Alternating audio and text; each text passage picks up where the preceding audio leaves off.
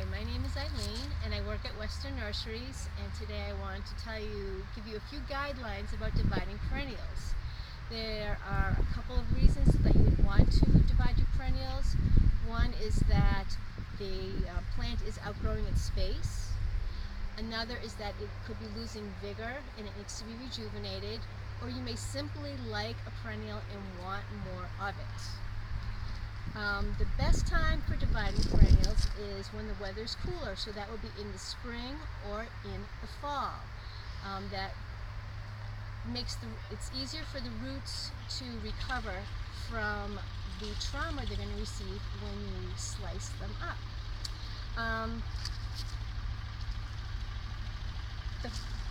This is also the best time to amend your soil. Your plant is going to be out of the ground. It's a great time for adding some compost and some starter fertilizer to the soil, either in the spring or in the fall when the plant is out of the ground. So I wanted to quickly go over a couple of different root styles. This is a German iris. It has a rhizome.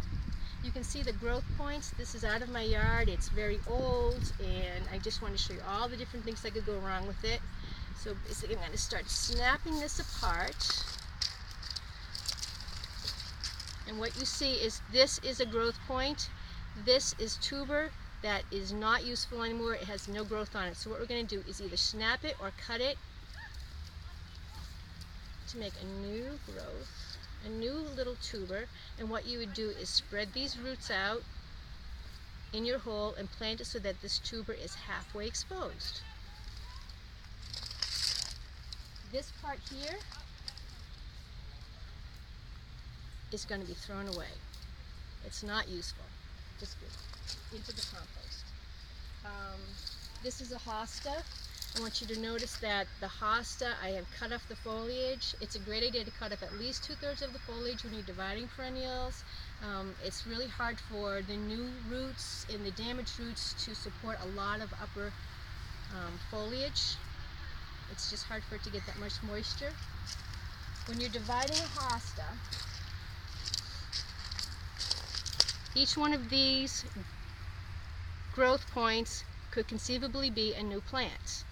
I don't think I want to make my new hosta too small, so what I'm going to do is just divide this in half. So what I will do is just push these out of the way, and I'm just going to take a very sharp kitchen knife and I'm just going to slice right down through it. And I'll have 2 or 3 plants depending on how this falls. So this could be a plant, and this. They're a little smaller, but sometimes that happens. And then I have this nice big clump.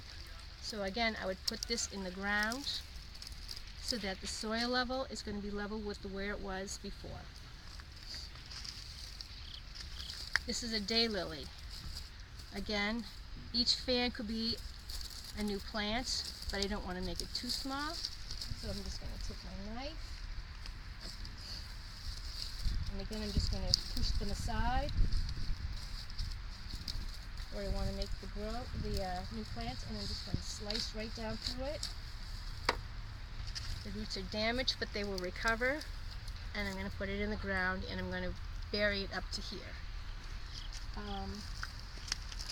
What you're going to want to do is put your plant in the hole. I like to fill it up halfway.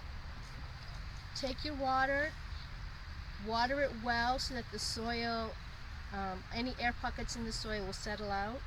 And then I come back a little bit later, backfill it with more soil, and give it another good deep drink. Now, depending upon the variety of perennial, you may divide once every 10 years, or you may divide it once every 3 years. They all grow at different rates, and some of them rarely ever, like peonies, rarely ever need to be divided. The best rule of thumb that I use, spring blooming perennials I like to divide in the fall. Fall blooming perennials I like to divide in the spring. It's really hard for a plant to bloom and make new roots at the same time. Summer blooming perennials you can do either time of the year. If you do it in the spring, you may sacrifice some blooms, but that's what, you know, that's what will happen. And